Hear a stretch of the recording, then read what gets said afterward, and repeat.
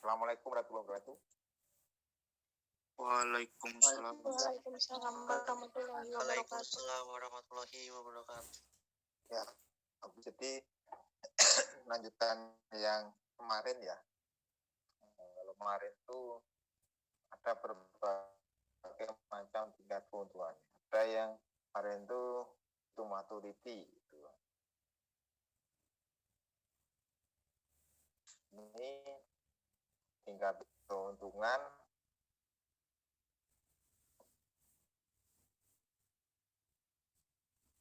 dengan tempo gitu kan. Tuh, terus ada juga kemarin current year gitu kan. Itu tingkat keuntungan sampai dengan saat ini gitu kan, keuntungan ya adalah tingkat return itu kan tingkat keuntungan.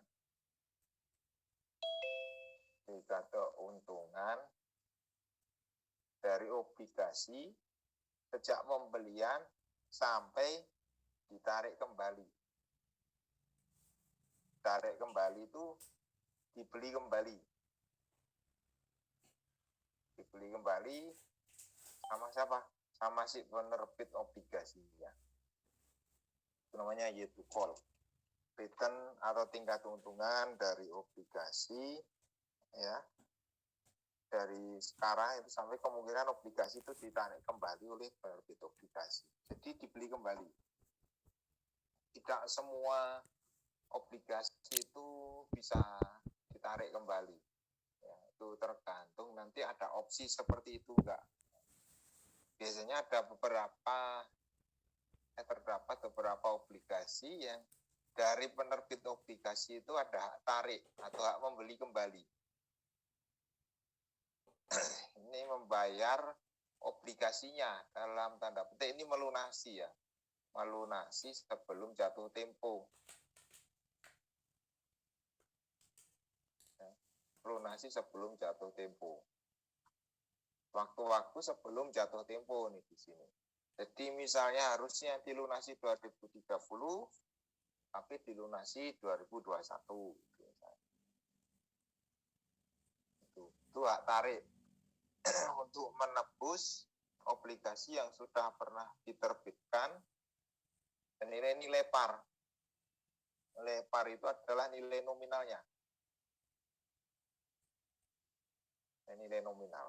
Nah, penerbit obligasi ini akan lebih diuntungkan jika punya hak tarik karena pas waktu-waktu dia bisa melunasi utangnya.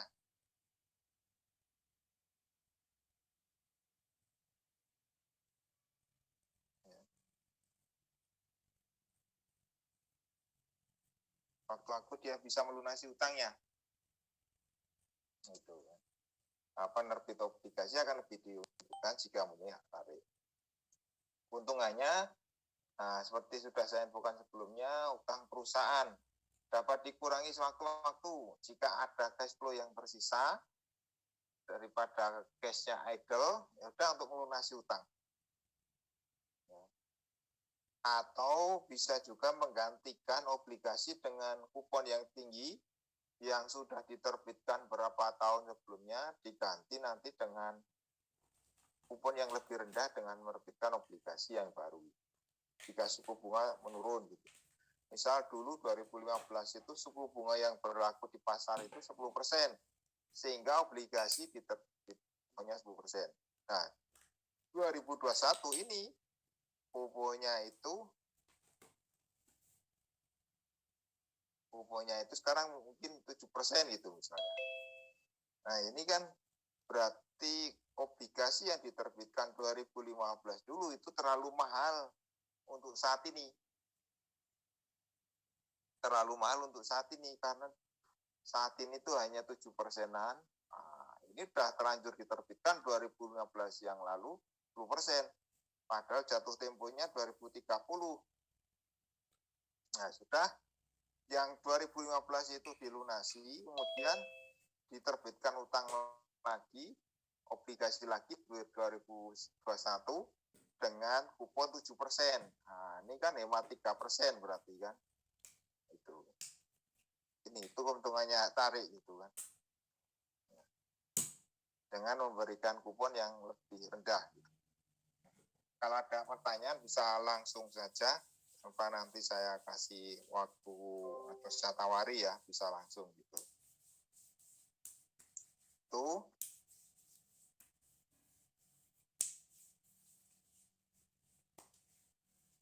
Terus kemudian menyediakan sinyal yang baik atau tanda ya.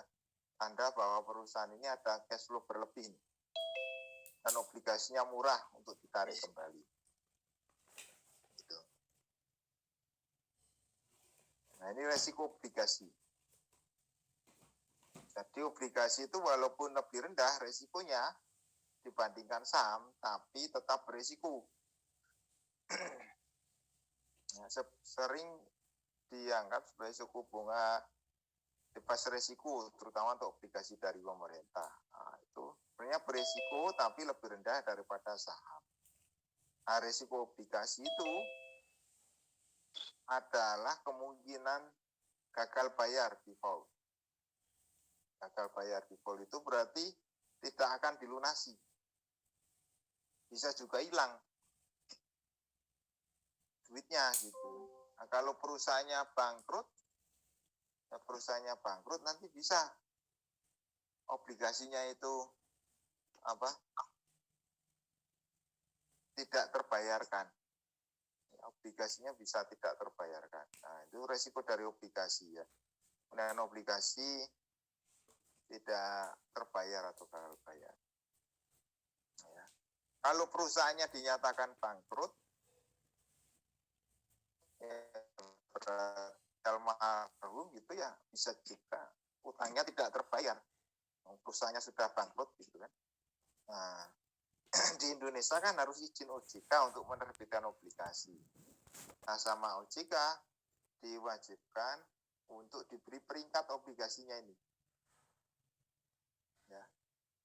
Dan peringkat termasuk kategorinya yang sangat baik atau apa gitu kan. Nah, ini peringkat obligasi, bond rating.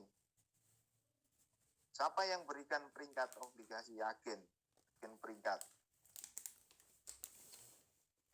Untuk apa sih kok di peringkat? Untuk menunjukkan resiko.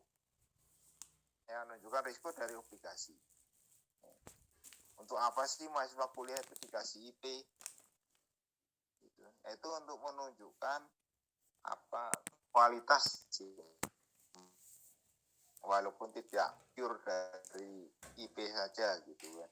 Sama kayak gini obligasi itu kenapa peringkat untuk mitigasi resiko. Nah, saya mau beli obligasi itu sebaiknya yang mana ya? Kalau peringkatnya bagus gitu kan, resikonya rendah.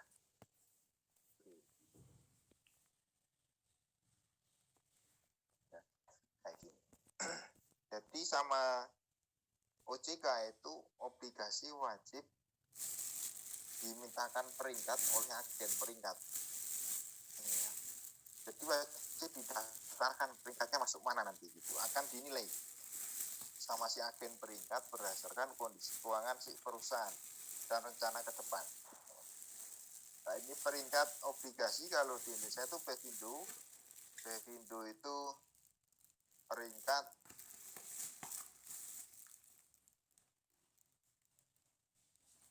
efek Indonesia. Itu Bevindo.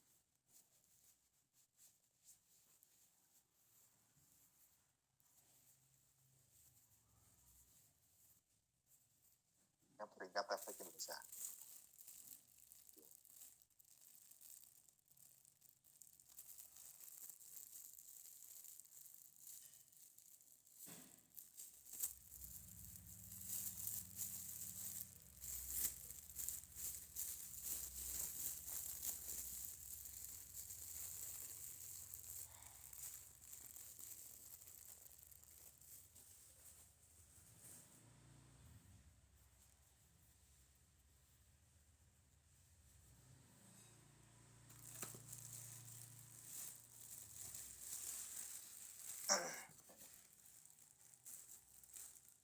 peringkat TP Indonesia gitu ya. Pepindo gitu. Nah, peringkatnya dari ini triple A yang paling bagus, double A, kemudian A, triple B, B, C, D gitu ya. Yang ini semakin ke bawah itu resikonya semakin tinggi. Semakin ke bawah itu resikonya semakin tinggi.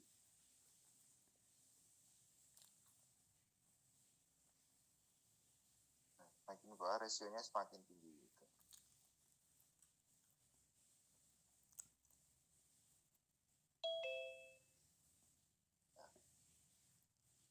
Nah, ini ada kriterianya sendiri-sendiri dari masing-masing peringkatnya ada kriterianya sendiri-sendiri. Gitu ya. Triple A itu yang bagaimana, nah, itu ada deskripsinya, tapi nanti keputusan akhir di Pepindo itu. Ya, atau websitenya di IBPA ya, Indonesian Bond Pricing Agency. Ya, IBPA gitu kan kemarin websitenya gitu kan.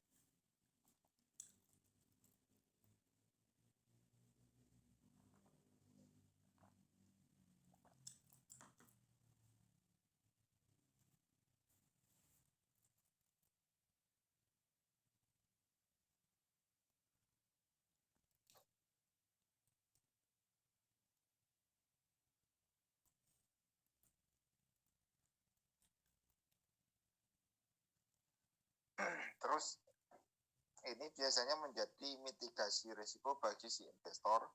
Nah, kalau di yang peringkatnya tinggi, pasti nanti kuponnya rendah. Yang bawah-bawah ini dari triple B ke bawah ini, ya, dari triple B ke bawah ini pasti kuponnya tinggi-tinggi. Supaya orang nanti tertarik membeli obligasinya. Kalau sudah resikonya tinggi, kuponnya rendah, nah ini siapa yang berminat gitu kan.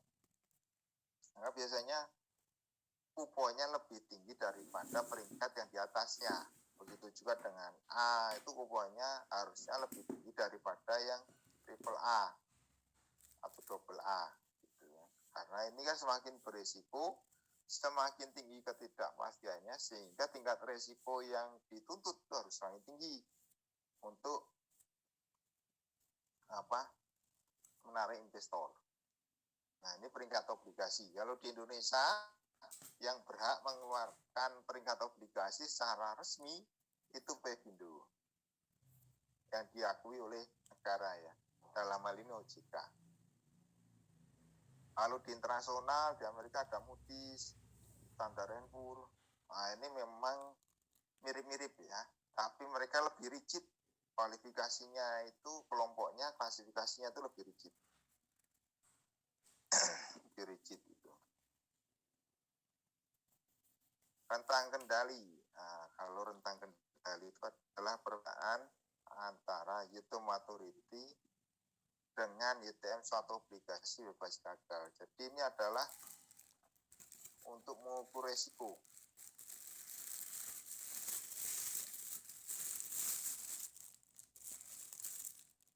Ini adalah untuk mengukur resiko.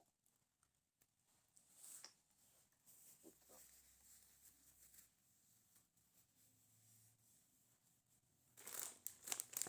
Jadi yang kita ngomongin risiko return, nah rentang kendali sebenarnya adalah untuk mengukur resiko. Ya. Perbedaan antara yield to maturity dengan YTM obligasi bebas gagal. Ini biasanya adalah acuannya dari obligasi pemerintah.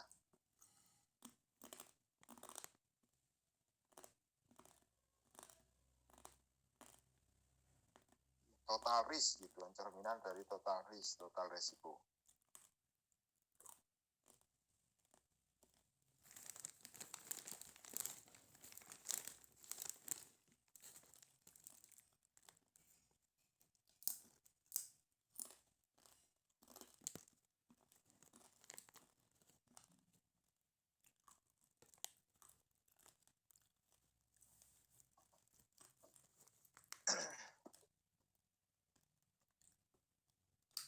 Cara ngitungnya, nah ini pakai seperti ini. Jadi kalau total semuanya ini di sini itu mencerminkan resiko dari 0 sampai YTM yang dijanjikan ini. Ini total mencerminkan resiko.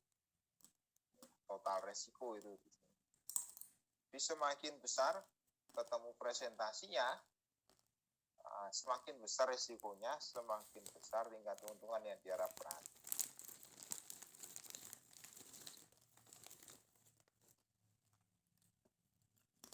Tingkat keuntungan yang diharapkan.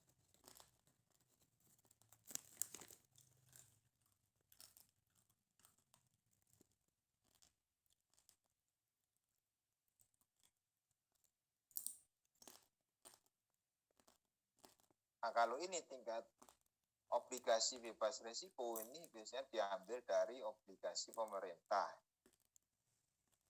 Obligasi yang diterbitkan oleh pemerintah. Obligasi pemerintah. Dianggap obligasi pemerintah itu jarang gagal bayar. Walaupun ternyata ada ya. Kemarin di negara di Afrika itu pemerintahnya gagal membayar utang. Di Uganda gitu mereka utang ke Cina untuk membangun bandara internasional satu-satunya di Uganda. Seiring berjalannya waktu ternyata merugi bandara tersebut dan Uganda nggak mampu bayar utang. Uganda nggak mau bayar utang, ya, sehingga sesuai perjanjian kesepakatan jika gagal bayar, nah maka pengelolaan bandara itu akan diambil alih oleh Cina.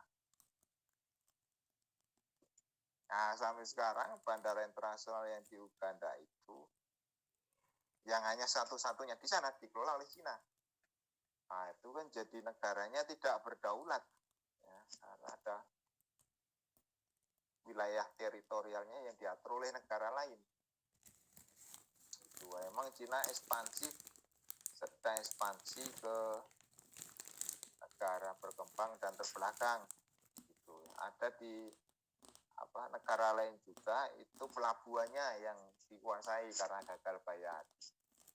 Untuk memudahkan barang-barang dari Cina masuk ke negara tersebut.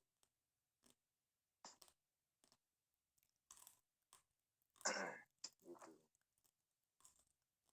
Ya, jadi memang sekarang penjajahannya itu secara ekonomi, bukan lagi militer yang perang bom, apa gitu ya. Nuklir kalau zaman dulu gitu kan. Waktu Jepang di nuklir, memang sekarang lebih ekonomi. Gitu. Lewat investasi asing. Sebenarnya investasi asing itu plus minus juga gitu. Itu ini obligasi pemerintah. Kemudian rumusnya dari yield maturity yang dijanjikan itu sama dengan yield maturity dijanjikan sama dengan Excel plus lambda kali PD dibagi 1 min D. Ini adalah nilai obligasi yang tidak terbayar. Nilai obligasi yang tidak terbayar. Kira-kira kalau obligasi ini default gagal bayar itu 100% atau berapa persennya? Ataukah saya tidak terima sama sekali gitu.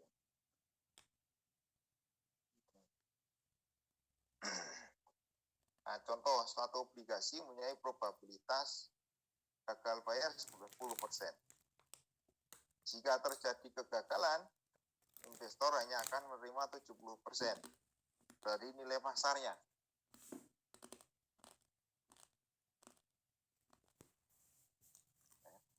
Investor hanya akan menerima 70% dari nilai pasarnya. Itu.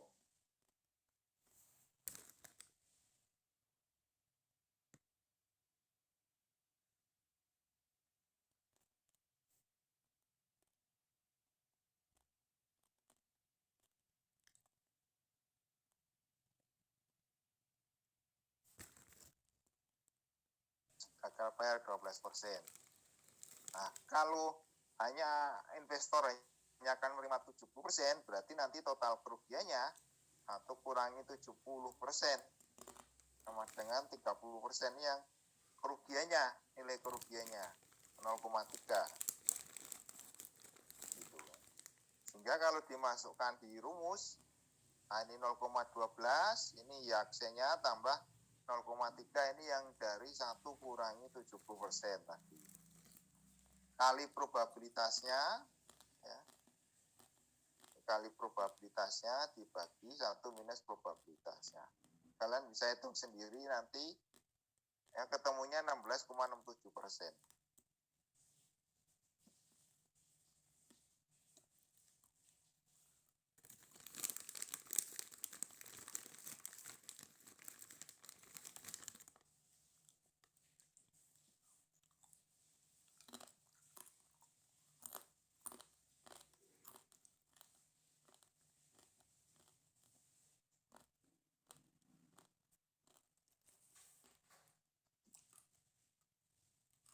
Ya, 16,67%.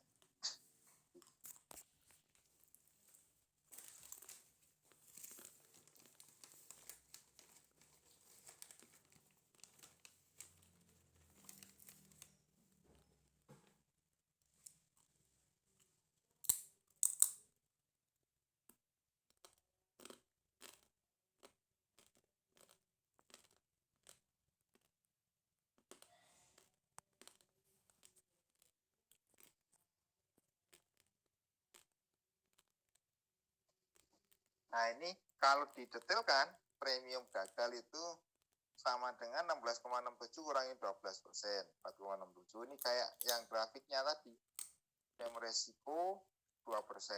Nah, kalau kita masukkan di sini,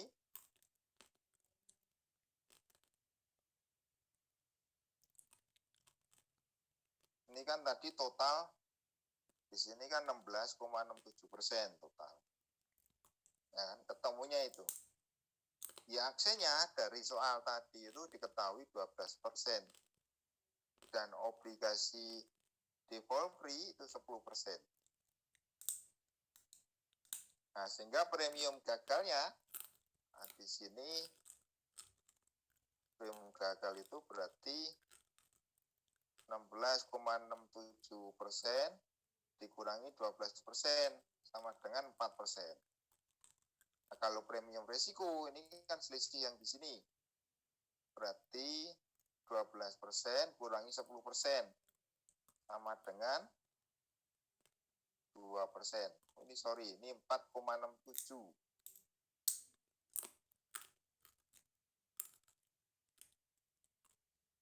4,67% di sini. Nah, sehingga rentang kendali ini merupakan penjumlahan antara 4,67% tambah 2%. Ya kan, sama dengan 6,67%. Itu rentang kendali. Kalau dalam soal tadi, kalau digrafikan itu seperti ini.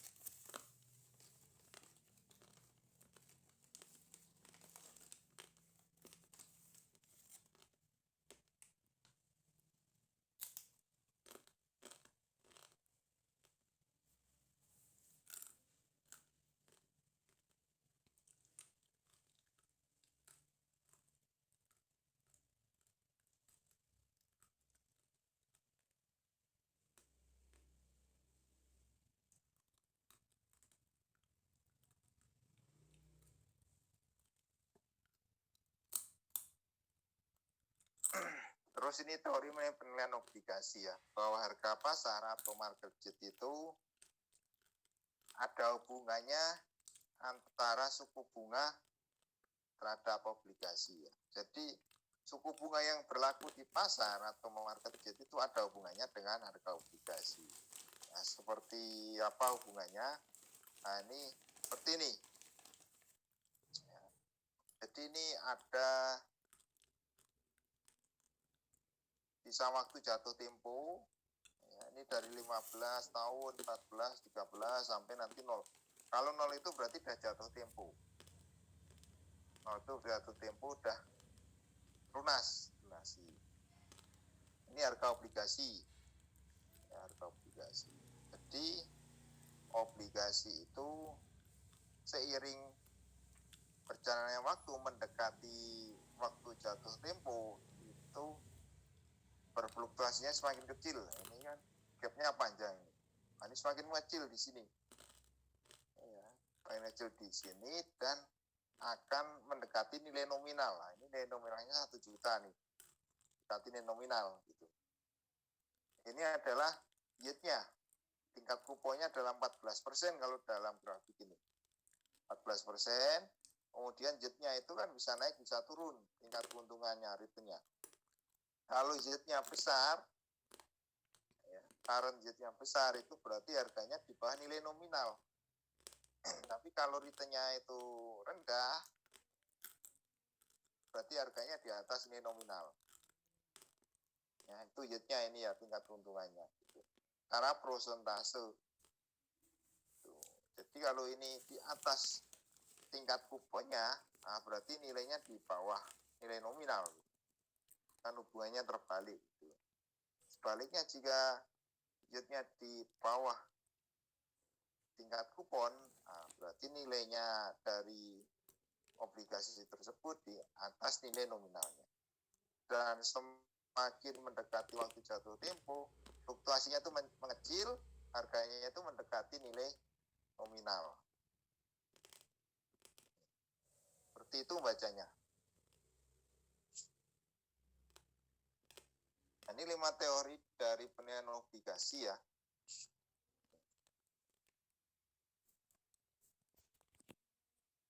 Yang pertama, bahwa obligasi itu akan bergerak berlawanan dengan market yield, harga pasar tadi gitu kan.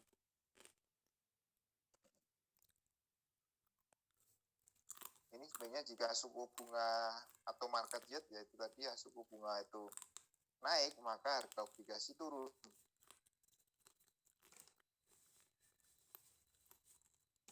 Nah, kok bisa seperti ini ya? Investor mending ke instrumen lain yang suku bunganya naik daripada harga obligasi, karena obligasi itu kan kuponnya tetap, ya, tidak berubah-ubah.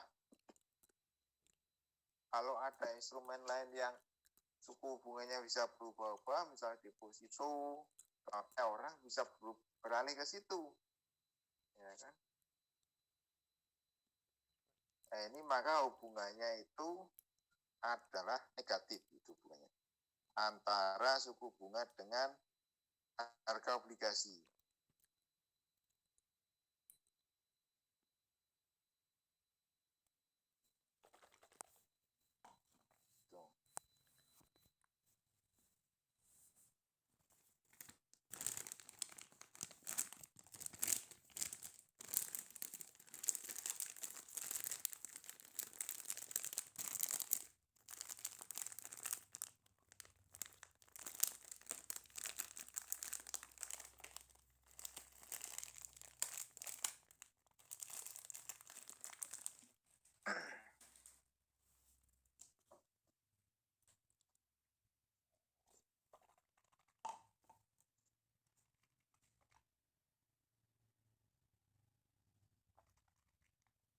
Yang kedua, teori yang kedua bahwa dengan maturity constant, penurunan suku bunga akan naikkan harga obligasi.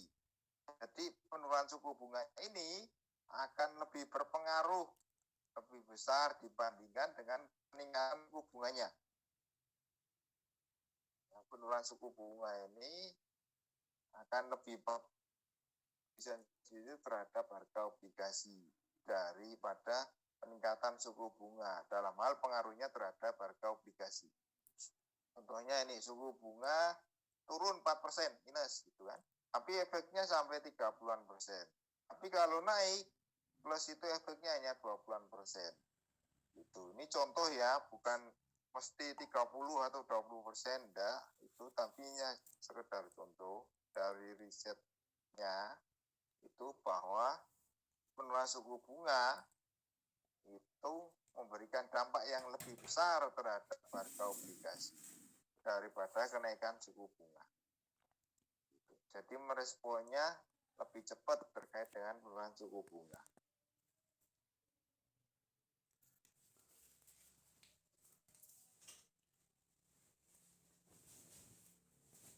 harga obligasi seiring jangka maturity yang semakin dekat. Nah, ini kalau semakin lama jangka waktunya, memang akan lebih berfluktuatif karena ketidakpastiannya tinggi. Ketidakpastiannya tinggi pun bisa memforecast ke depannya itu nanti gimana gitu. Itu lebih berfluktuatif.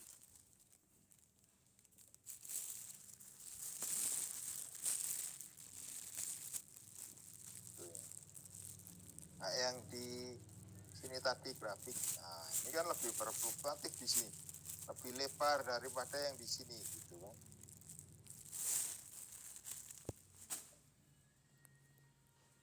Nah, semakin merucut nanti yang hanya di sini saja ini semakin mendekati nilai nominalnya di sini gitu kan.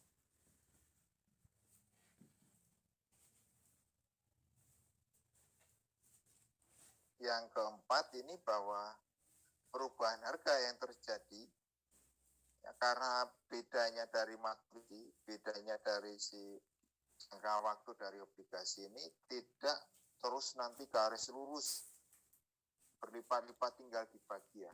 Maksudnya kayak gini, obligasi dengan jangka 5 ini 10 ya kan, dengan perubahan suku 14 ke 10. Wah, ini kan 5 tahun efek 15%. Sekian. Enggak langsung yang 10 tahun itu ini kalikan 2 gitu, bukan. Ya. Bukan. Kalau kalikan 2 nanti sini harusnya 30-an% gitu kan. Tapi nyatanya akibatnya di obligasi hanya 24%. Jadi tidak garis lurus seiring dengan perbedaan jangka waktu itu tidak garis lurus.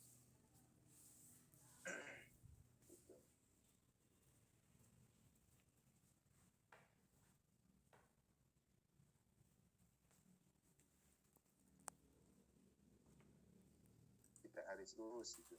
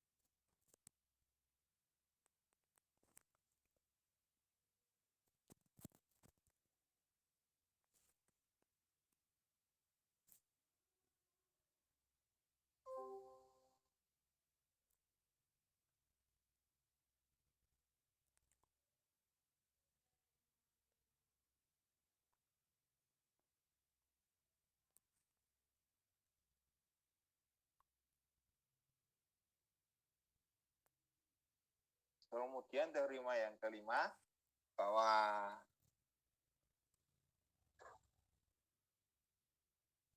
persentase perubahan harga obligasi itu akan lebih cenderung mengecil jika itu kuponnya itu tinggi ya. Nah, itu akan lebih fluktuatifnya lebih rendah. Nah, ini ada durasi obligasi. Durasi obligasi itu untuk mengukur umur ekonomis ini. Untuk mengukur umur ekonomis,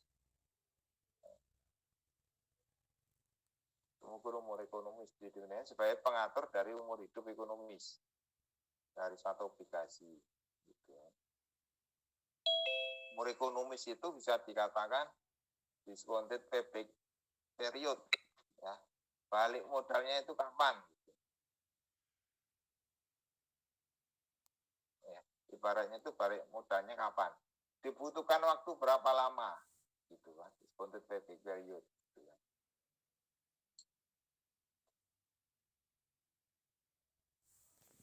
Nah, contohnya rumusnya seperti ini ya. Rumus durasi Macaulay. Nah, ini durasinya, ini nama penemunya. Periode waktu, nama maturity itu jangka waktu. PVAK itu di sini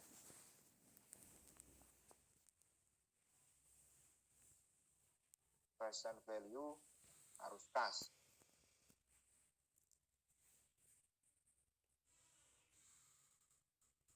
Present value harus kas. Gitu. Diskonto dari arus kasnya gitu. Nah sekarang dari aliran kas yang didiskontokan. Ini harga pasar obligasi.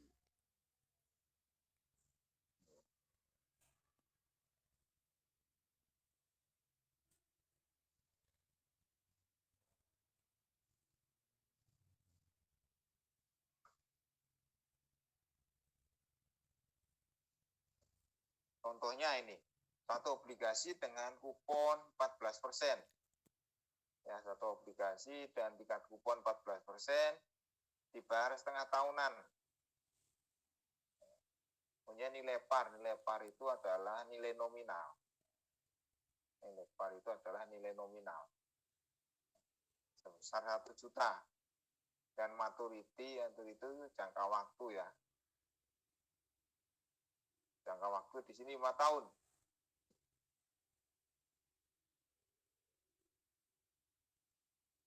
Jangka waktu 5 tahun gitu. Berapakah durasi dari obligasi tersebut gitu kan?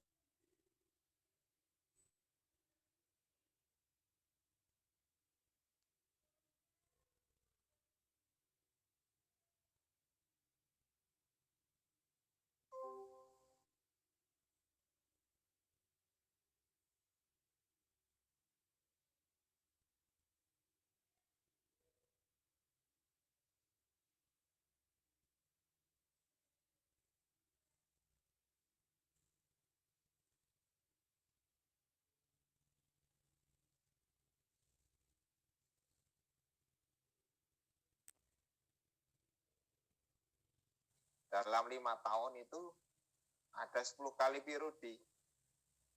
1 sampai 10 di sini. Karena setengah tahunan. Nah, cash flow-nya itu per setengah semester dapat berapa? Cash flow-nya itu dari sini. Ini kan tingkat kupon itu kan tahunan. Itu adalah 14%. Nah, kalau setengah tahun, dan sama dengan 14% bagi 2. Bagi 2 sama dengan 7%. Baru kalikan 1 juta. Nah, ini dapatnya adalah 70.000. Berarti per setengah tahun dia dapat 70.000. Per setengah tahun ya, dapat 70.000. Nah, maka ini aliran cash flow-nya 70.000. Cuma di tahun ke-10 ya, di tahun ke-10 ini dia selain dapat kupon, dapat juga ini pelunasannya. Nah, dapat pelunasannya. Itu 70.000 kalikan 1 juta ini. Gitu.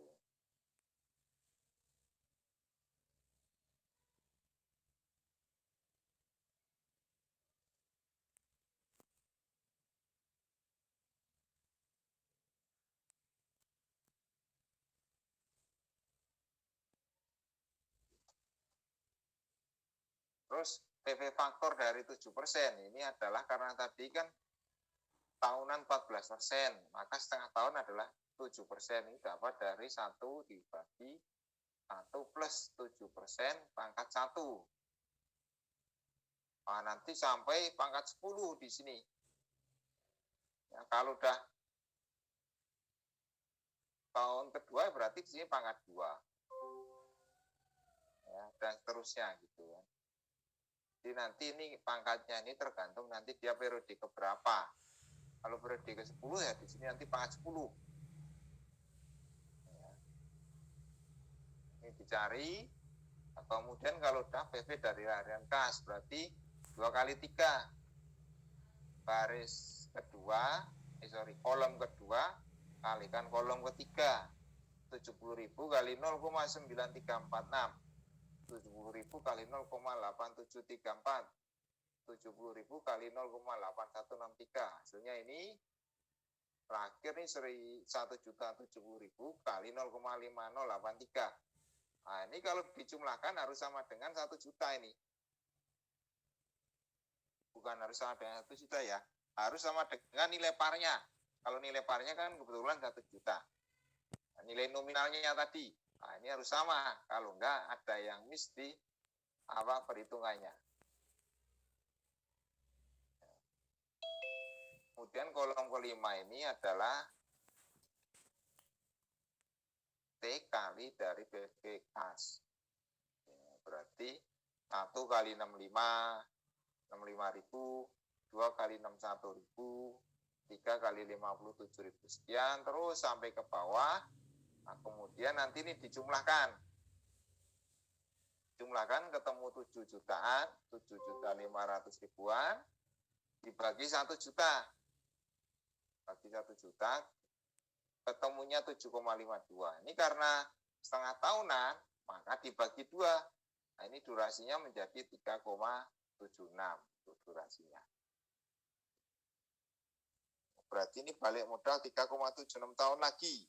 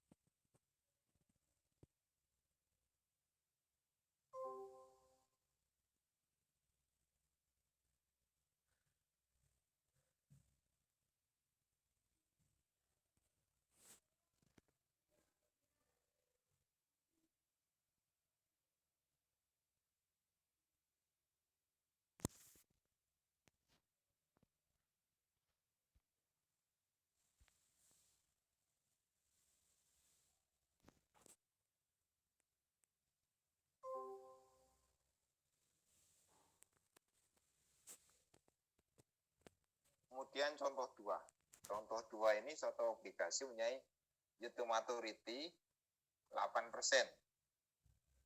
Ini masih mirip-mirip dengan yang contoh pertama tadi. Ini 8%, ya kan? Kemudian tingkat kuponnya 14%. Nah, tahunnya 5 tahun. Jadi dibayarnya setengah tahunan selama 5 tahun. Nah, berapakah durasi dari obligasi tersebut? Gitu kan? Nah, obligasi dari obligasi tersebut. Nah, ini karena sifatnya tahunan,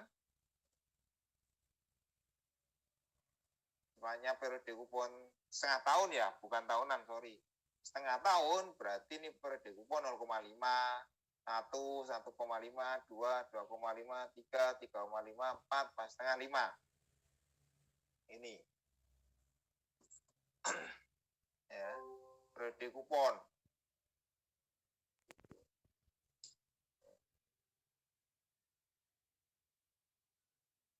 Maka ini adalah nilai kupon tadi.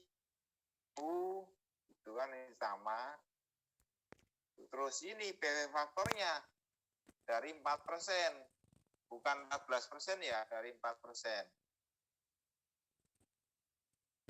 Ini didapat dari yang 8% bagi 2. Nah, sehingga rumusnya di sini 1 dibagi 1 plus 4% pangkat 1 dan seterusnya. Dan seterusnya.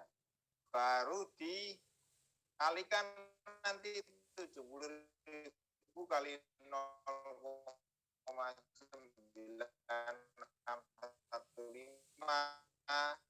10.000 kali 0,9246 itu kali 0,8890 ini terus kalikan ini baru nanti ketemu present value dari arus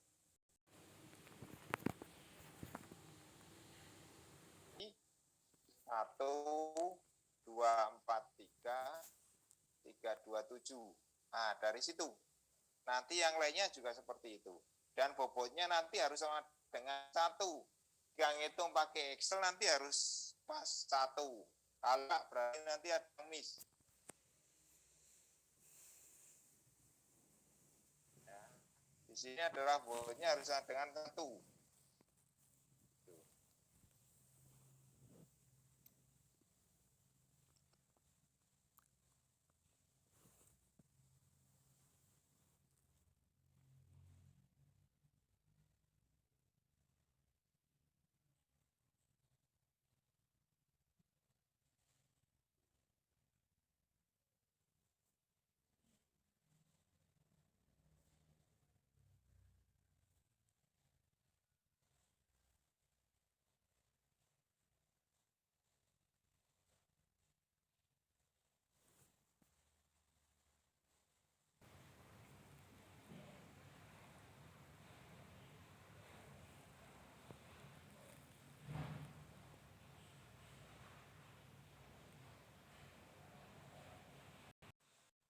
Satu kali 5, 0,5 kali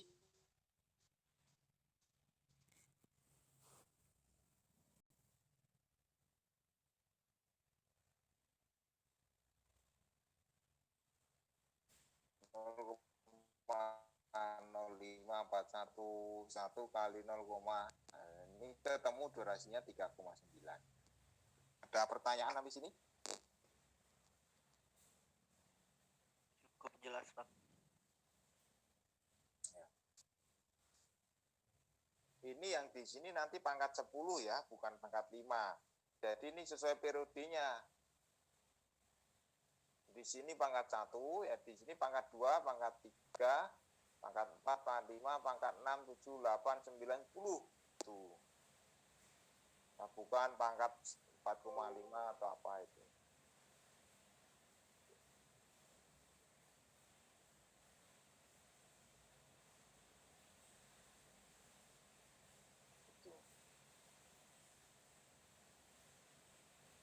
Nah, untuk yang ini silahkan apa?